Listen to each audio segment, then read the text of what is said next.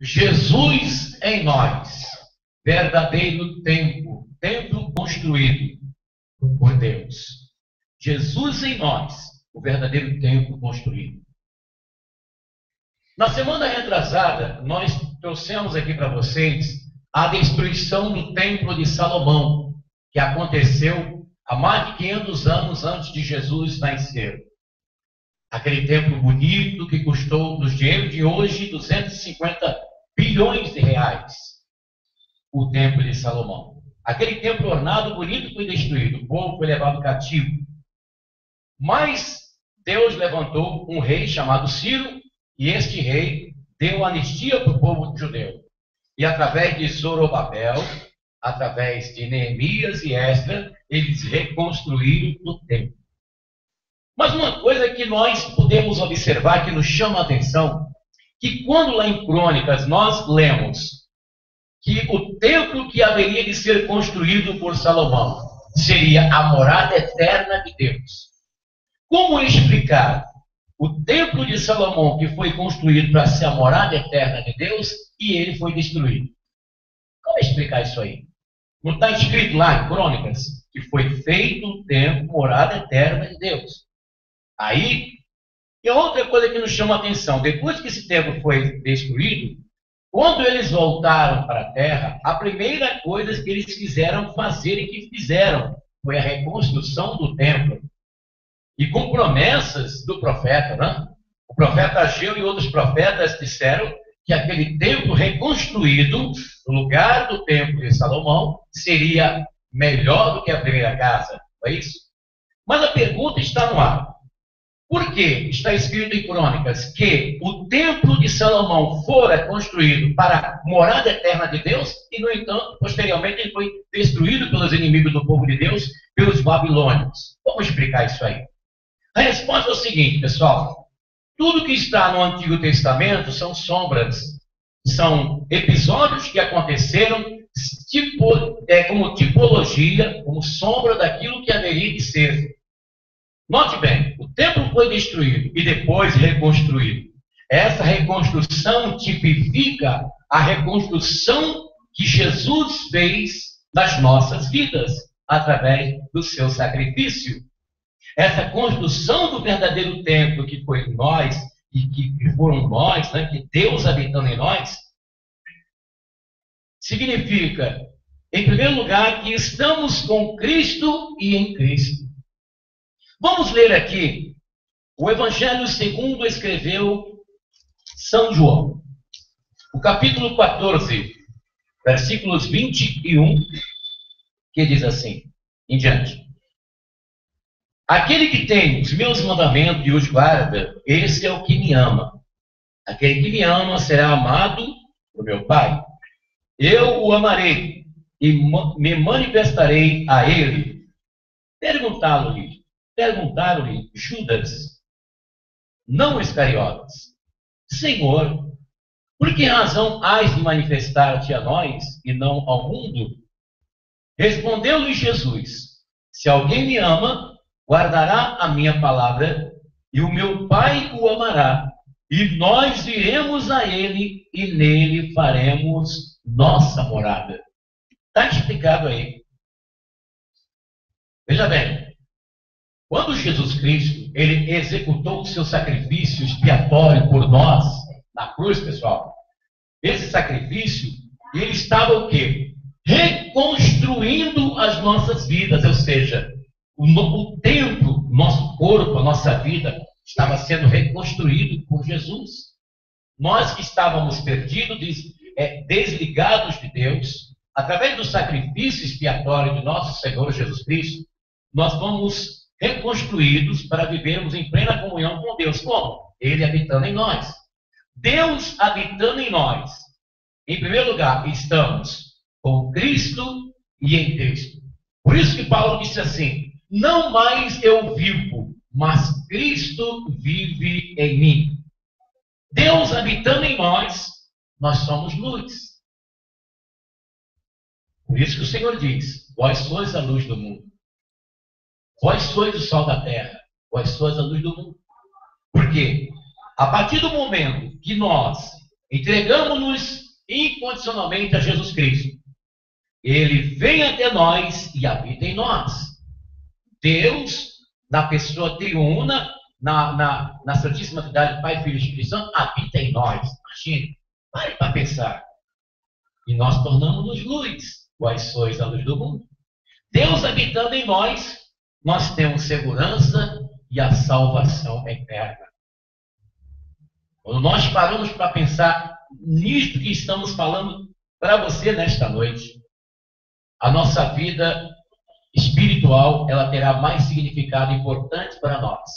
Nós vamos ter uma consideração pela nossa vida espiritual de uma forma mais sublime, de uma forma mais enfática e especial. Pense bem, você como habitação de Deus, você andando nas ruas, na sua casa, no meio das pessoas, você sabe que esse mundo ele está perdido. Espiritualmente falando, esse mundo está separado de Deus. A Bíblia mostra que o mundo está separado de Deus. Quando Paulo escreveu a carta para a igreja de Éfeso, ele diz lá no capítulo 2, versículo 1, vós estáveis mortos em ofensas e pecados. Quando Paulo diz, vós estáveis mortos, Paulo não estava falando da morte física. Paulo estava referindo-se ao povo que havia se convertido lá na cidade de Éfeso, que havia se convertido ao Senhor Jesus Cristo, que havia aceitado o Evangelho. Então, o apóstolo São Paulo ele diz assim, ó, vós estáveis, no pretérito do verbo, ele usando a primeira pessoa do plural, vós estáveis, e vocês estavam mortos. A palavra morto, neste aspecto do koiné grego, quer dizer separado de Deus. Então, a partir do momento que eles aceitaram a Jesus Cristo, eles passaram a estar unidos com Deus através de Jesus. Jesus habitando em espírito e em verdade naquela pessoa que o aceitou, que recebeu. Veja que coisa fantástica e maravilhosa. Esse mundo perdido, esse mundo desligado de Deus, mas você, no meio dessas pessoas, você torna-se uma pessoa especial. Porque Deus habita em você, você é o templo de Deus. Paulo diz isso, vós sois o templo do Espírito Santo, vós sois o templo de Deus. Então, Deus habitando em nós, estamos com Cristo e em Cristo. Nós temos a luz, somos luz aqui nessa terra, para brilhar nessas trevas, e temos a segurança e a salvação e a vida eterna. Então, Satanás se teme. Quando você está passando, que o diabo, ele tem que se desviar de você. O espírito maligno, os demônios, ele tem que se afastar quando você está passando perto de uma encruzilhada, onde tem oferendas para Satanás. Quando você está passando perto de lugares de trevas, os demônios começam a se estremecer, porque está passando ali o homem de Deus. Está passando ali a mulher de Deus. O templo do Senhor vivo está ali. Está ali. O templo do Senhor vivo está ali. Passando. Aí o diabo se estremece. Satanás se estremece. Na hora que quando você passa no meio das pessoas, onde quer que você esteja. Você pode estar em Pirituba. Você pode estar em Perus. Você pode estar em Jundiaí. Você pode estar em Ceará, você pode estar andando em Nova York, no Tóquio, no Japão. Aonde você coloca os seus pés, aonde você anda, o anjo do Senhor está andando ao seu redor. O anjo de Deus, você é uma pessoa especial a partir do momento que você entrega a sua vida a Jesus Cristo. Você torna-se o templo vivo de Deus. E Jesus construiu com o seu sacrifício. Aquele templo que foi reconstruído lá, literalmente, se fosse perguntar para Deus, olha, Senhor, nós vamos reconstruir o templo de Salomão. Pelo que nós podemos ler nas palavras dos profetas, na situação espiritual do povo, o motivo pelo qual eles foram levados para a Babilônia. Se nós observarmos mesmo, se este povo perguntasse a Deus, olha, é para reconstruir novamente o templo de Salomão? É para reconstruir, Senhor? pelo aspecto da vontade deles, Deus diria que não. Mas por que Deus permitiu que o templo fosse reconstruído, ainda com a promessa do profeta Ageu, de que aquele templo seria melhor do que o primeiro? Porque ali, pessoal, estava tipificando aquilo que Jesus Cristo haveria de fazer na reconstrução de nossas vidas pelo seu sacrifício. Que as coisas do Antigo Testamento eram sombras daquilo que haveria de vir. Por isso que Deus permitiu. E com promessas. Deus prometeu, olha, a glória na segunda casa será melhor do que a primeira. Por quê? Porque você poderia ser uma pessoa, na sua primeira parte da sua vida, você poderia ser uma pessoa bem financeiramente, ter bons amigos, você poderia ser uma pessoa de projeção social, mas pelo fato de você não ter Jesus Cristo, você poderia ter glória, poderia ter fama, dinheiro, projeção, mas você não tinha o melhor, o essencial da sua vida, que era Jesus. A partir do momento que você passou a ter Jesus, então aquela segunda parte da sua vida tornou-se melhor do que aquela primeira. Você está entendendo agora? Você entendeu? E Jesus aqui no versículo 23, do capítulo 14 do Evangelho segundo escreveu São João, ele diz: se alguém me ama, guardará a minha palavra, meu Pai o amará, e nós viremos para ele e faremos nele morada. Então, quando você pertence a Jesus, aonde você passa, Satanás se estremece. Aonde você passa, o diabo se estremece, porque você é o templo do Senhor, o templo do Espírito Santo. O diabo não suporta isso. Satanás não suporta isso, ele sabe. A Bíblia diz que o diabo acredita ao ponto de estremecer. Ele se estremece em pensar que você é o templo de Deus, o templo do Espírito Santo. Nós vimos nos nossos dias, estamos assistindo nos nossos dias, um grande debate. Debate é calórico, muito calor nos debates sobre templos. Pessoas condenando o templo na internet, falando muito.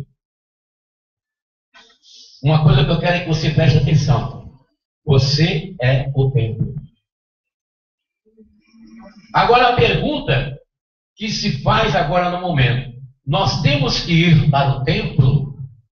Nós somos o templo de Deus. Nós temos que ir para o templo? Como responder essa pergunta? Analisando alguns fatos.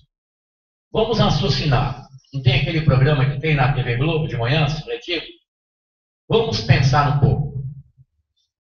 Quando uma pessoa, ela vai dançar, ela vai para onde? Ela vai para uma discoteca, não é isso? Ela vai para um lugar de danças.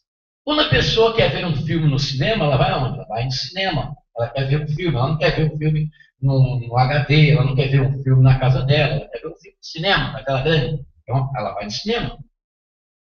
Você vai fazer uma compra, você não quer ir no armazém, você quer ir no supermercado, você vai no supermercado. Você quer assistir um jogo de futebol, você vai no estádio. Você quer ir no parque de diversão, você vai lá no parque. Bom, para tudo aquilo que você vai fazer nesta terra, neste mundo, você tem um lugar para ir, você tem algo a fazer, você tem lugares para você comparecer e estar. Podemos ver na Bíblia, de uma forma claríssima, que os irmãos da igreja primitiva, eles se reuniam. O primeiro lugar que o povo de Deus se reuniu foi no cenáculo. No cenáculo em Jerusalém. Eles ficaram lá, como as palavras de nosso Senhor havia dito, O Senhor havia dito para eles, olha, não saiam de Jerusalém, até que do alto sejais revestidos de poder. E eles ficaram no cenáculo, reunidos. Os discípulos de Jesus Cristo, os discípulos que acompanhavam o nosso Senhor, junto com os apóstolos, eles ficaram no cenáculo, no local onde eles estavam reunidos em oração e meditação das palavras de Jesus. E foi ali que eles receberam o Espírito Santo. E dali eles partiram. E nos lugares onde eles chegavam, se instalava uma igreja. Vamos lembrar, A palavra igreja do latim ecclesia, que quer dizer assembleia, congregação.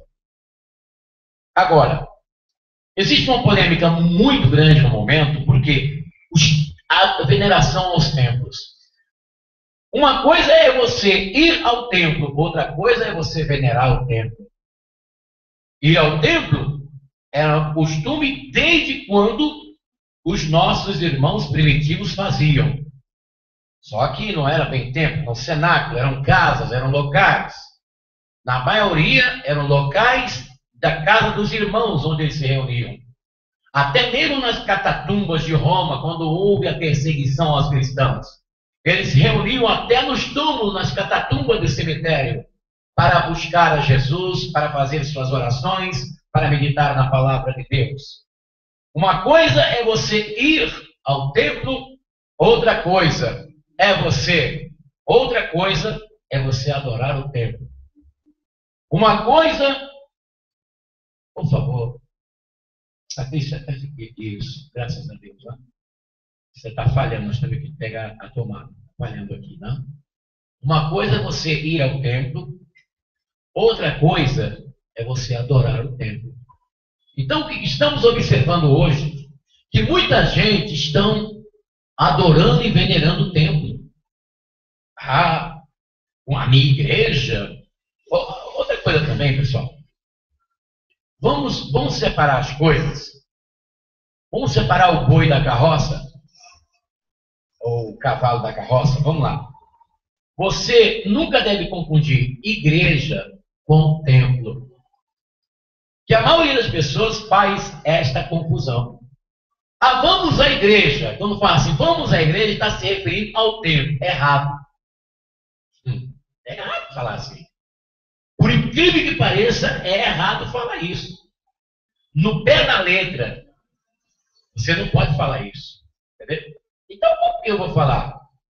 Você tem que falar, vamos à celebração, vamos à reunião, vamos ao encontro dos irmãos. Nunca se deve falar assim, vamos à igreja, porque a igreja somos nós, assim seja. Eclésia vem do latim, língua lá de Roma, que quer dizer assembleia, congregação. Congregação, assembleia, daqueles que formam o quê? A morada do Altíssimo, pessoal. Assim seja? Satanás treme quando você passa na rua, viu? Glorifique a Deus por isso. Ele treme. Satanás, ele não tem poder sobre a sua vida, porque está escrito na Bíblia: aquele que é de Deus, o diabo não pode. Diga glória a Deus.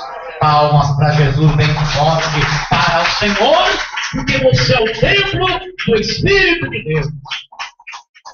Glória a Jesus. Na próxima sexta-feira, nós vamos falar sobre o brado da vitória. Estamos falando em vitória. O brado que ecoou nos infernos. O brado da vitória, dado para o nosso Senhor Jesus Cristo. E, prosseguindo na 9ª celebração do Espírito Santo, da renovação carismática, domingo, 9h03 da tarde, nós vamos estar aqui, em nome de Jesus, onde nós vamos falar sobre o Espírito Santo, a chama, o fogo de Deus que queima. Na Bíblia, o Espírito Santo é simbolizado como fogo. Nós vamos entender isso no próximo domingo, em nome de Jesus, 9h03 da tarde. Terça-feira eu vou estar subindo um monte para interceder pelas pessoas que estão no exorcismo, especialmente também pela igreja. Na celebração da manhã, eu pedi aos devotos que vieram na celebração da manhã para, junto comigo, fazer o jejum até às 10 horas, na próxima terça-feira, em favor da igreja. Tá bem, pessoal?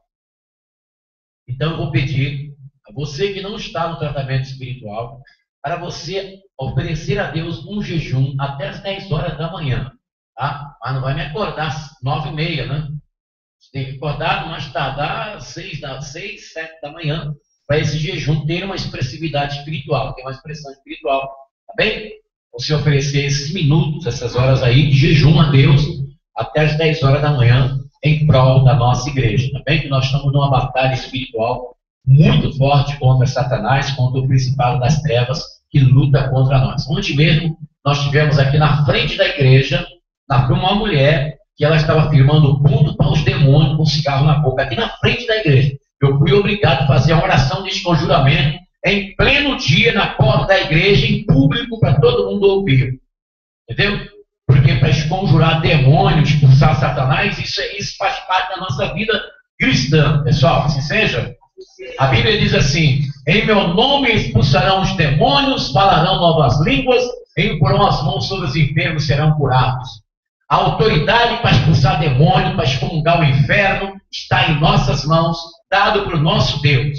Então nós temos a autoridade dada pelo próprio Senhor, Todo-Poderoso, Yahvé, através de Jesus Cristo, para excomungar o demônio, para expulsar o espírito das trevas. E nós fizemos a oração do excomungamento, bem aí na porta da igreja, em pleno dia, que a mulher, eles não estão mais conseguindo fazer as coisas escondido. Eles estão vindo aqui na porta da igreja e fazer, queimar os pontos de Satanás, do príncipe das trevas. Mas a palavra de Deus diz para nós: resistir ao diabo e ele fugirá de vós. Diga comigo: resistir o diabo e ele fugirá de vós. Comigo: resistir ao diabo e ele fugirá de vós. E na próxima quarta-feira, às 18 horas, no segmento da pastoral da evangelização, nós vamos dar continuidade ao assunto tão importante que começamos a falar aqui sobre homilética. A técnica de expressar, de preparar, de pregar sermões. Gente, isso é matéria de seminário. Eu não sou doutor em homilética, mas aquilo que eu aprendi, eu estou passando para vocês, tá? Na homilética existe, além das técnicas, das coisas que nós já falamos aqui, existe 4 formas de você ministrar a palavra de Deus. Primeiro, a homilia expositiva, a homilia textual, a homilia ilustrativa e a homilia temática. E nessa próxima quarta-feira nós vamos falar sobre a homilia expositiva. Gente, isso aí é assunto de seminário. Isso não é bicho de 7 cabeças, não é coisa que você tem que ter conhecimento a nível superior. Basta você ter um bom ouvido, uma boa memória, para você memorizar aquilo que estamos ministrando aqui para vocês na quarta-feira, na pastoral da evangelização. Porque eu aqui, quando eu estou ministrando a palavra de Deus para vocês, eu utilizo as técnicas da homilética, tá? E nós vamos trazer exemplos para vocês nesta próxima quarta-feira, às 18 horas, porque quando você for falar em público, você tem que ter esses conhecimentos primários. Por exemplo, você vai discursar qualquer coisa, seja parte... Você toma conta de um condomínio. Aí você vai falar, discursar lá para os cônjuges do seu condomínio. Você vai falar. Então, essa fala sua tem 3 coisas importantes. Tem a introdução, tem o corpo do assunto e tem a conclusão. Entendeu? Qualquer coisa. Se uma pessoa vai, por exemplo, lá no Congresso Nacional em Brasília, o deputado vai fazer uma proposta de emenda de um projeto de lei para ser exposto lá para os amigos, para os colegas lá no Congresso. Então, ele vai ter o começo, o meio e o fim daquela fala, daquela comunicação. Qualquer coisa. A presidente vai falar. Então, a presidente da República vai falar. Então, ela vai ter a introdução, vai ter o corpo do assunto e a conclusão. A mesma coisa é a pregação. A pregação também, a ministração da palavra, a homilia, ela tem o início, o corpo e a conclusão. Então, geralmente, o início, você vai falar alguma coisa do tema do assunto que você pretende propor. Daquilo que você propôs para falar. Então, você vai falar alguma coisa ali no início. Se você é convidado para falar em algum lugar, você terá que usar no início dessa fala os agradecimentos às pessoas que te convidaram, o cumprimento muito especial às pessoas que estão e muito especialmente aos visitantes. O pregador, a pregadora inteligente, que tem a visão de Deus, sempre irá tocar naqueles que estão ali pela primeira vez. que estão ali assistindo aquela participação, porque a palavra de Deus, dentro da missão específica que Deus nos incumbiu de fazer, terá que atingir aqueles corações que ainda não conhecem Jesus. Porque qual é o nosso objetivo? De aprender qualquer coisa em função de ministrar a palavra de Deus. É alcançar os perdidos, pessoal.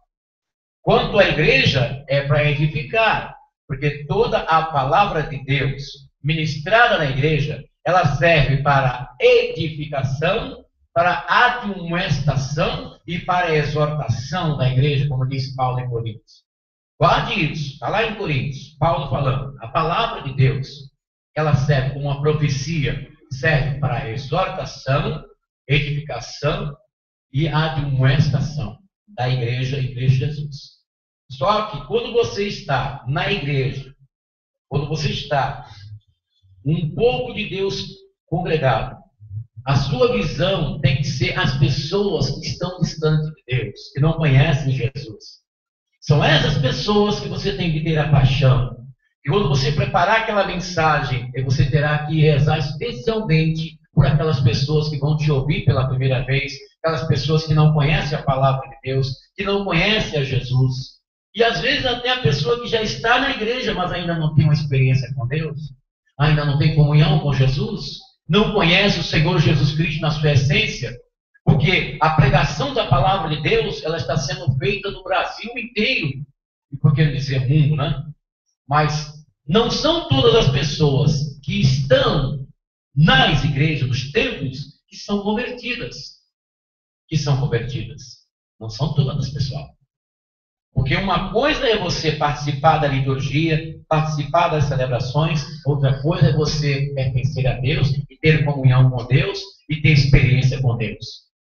E para que isso aconteça, para que você alcance estes objetivos, você precisa ter essa visão. A visão das pessoas que estão distantes de Deus, não só aquelas que não conhecem Jesus, mas também aquelas que são na igreja, mas que ainda não tiveram encontro com Deus. Porque tem muita gente nos templos, não estou falando só aqui, nos templos, mas que ainda não tem uma vida com Deus.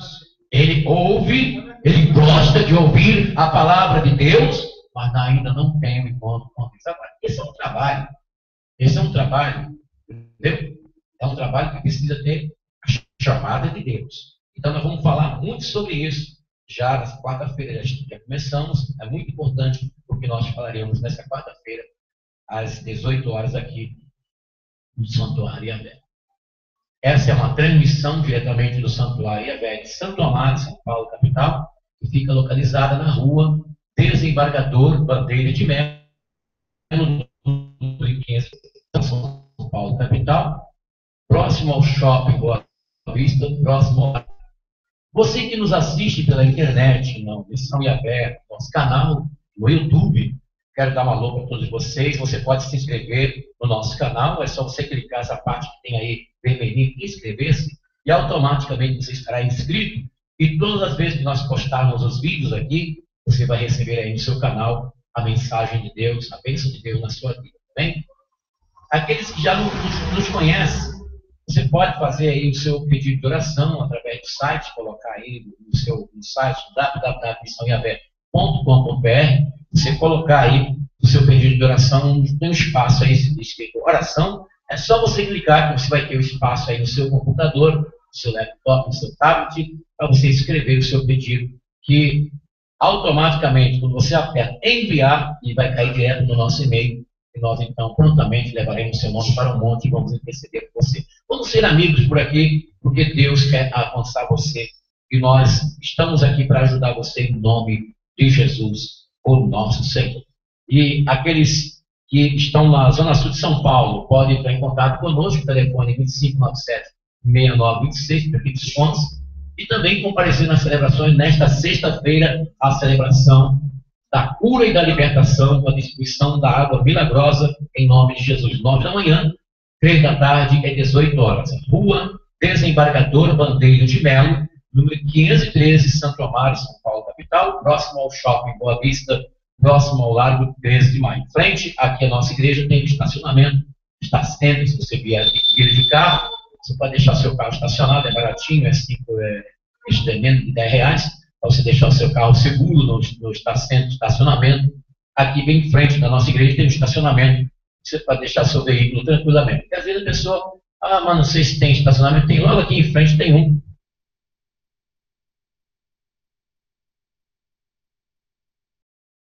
Você participar em nome de eu estarei por aqui, trazendo para você a palavra de Deus em nome de Jesus, o nosso Senhor.